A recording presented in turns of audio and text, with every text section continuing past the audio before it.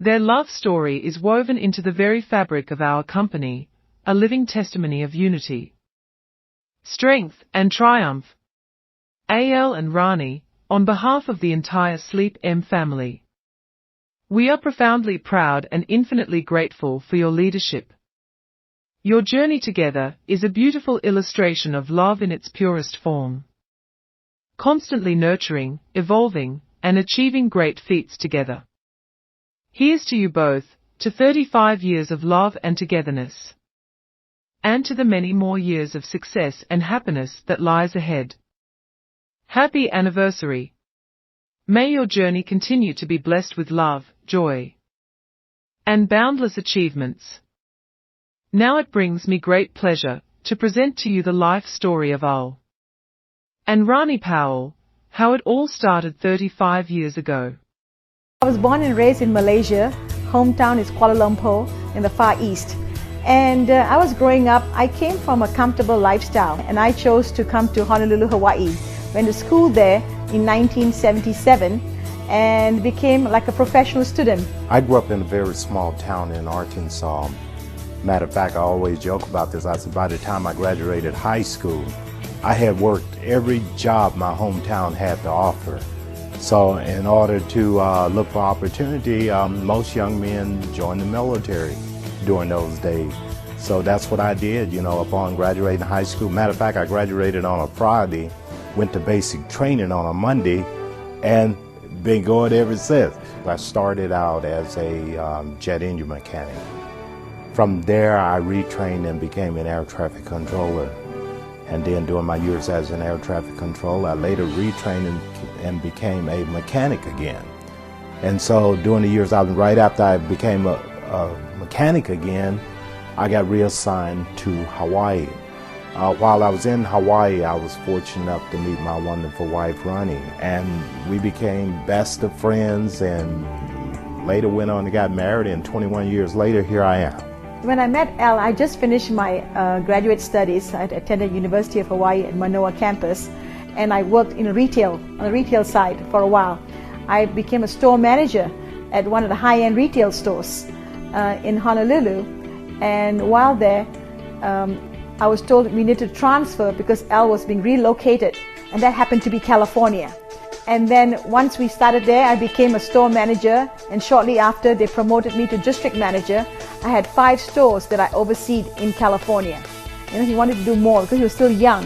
So I said, why didn't you go to Hawaii, where we came from, and see whether maybe we should relocate there back again to Hawaii. When I went on that trip, see, Rani had given me one check in case of an emergency.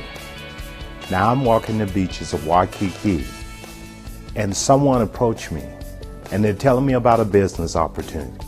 A business opportunity was the last thing on my mind. But I happened to show up that night. I pulled out my wallet. I wrote a check for $195.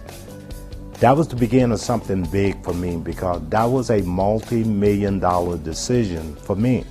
Al joined a network marketing company.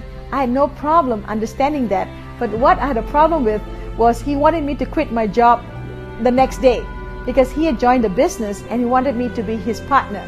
6 months later, I had left the military, Rani left her job, and we have never worked for anyone since.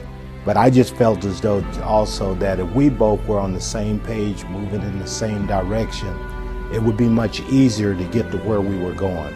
I always showed a sense of urgency on getting things done. And I promoted up in the ranks in the military fairly quick because I joined the military when I was 17 years old. I was a master sergeant by the time I was 24. And so I had been in a position of authority for many, many years. My last years I spent as a recruiter and also as a recruiting supervisor. And so we had a monthly goal every month. And every month we had to hit that goal in order to keep our job. And they didn't just send you back to the mainstream Air Force when you didn't produce. They made you a civilian. And so I took some of those same things right over into what I was doing in my network marketing career. I treat it like a big business. I show a sense of urgency on getting things done. And I instill that in all the people that I work with. You know, I instill my work ethics in them. initially I would want to follow Al everywhere. Whenever he went to any appointments and things like that, I wanted to be right there. So then Al made me realize, Rani, when I go to an appointment, you stay back and then you can do other parts of the business whereby you can make phone calls, you can do follow-ups and create new appointments and to see how the business is going along for each of our team. So that made very much sense in regards to growing our business, and that's how we grew our business very fast. And all of a sudden, real estate fell in our hands. The real estate company was based on a networking concept, and to me that was incredible. That year we earned about $218,000 in income.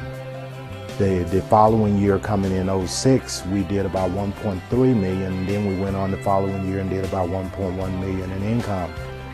Then all of a sudden the real estate market turned.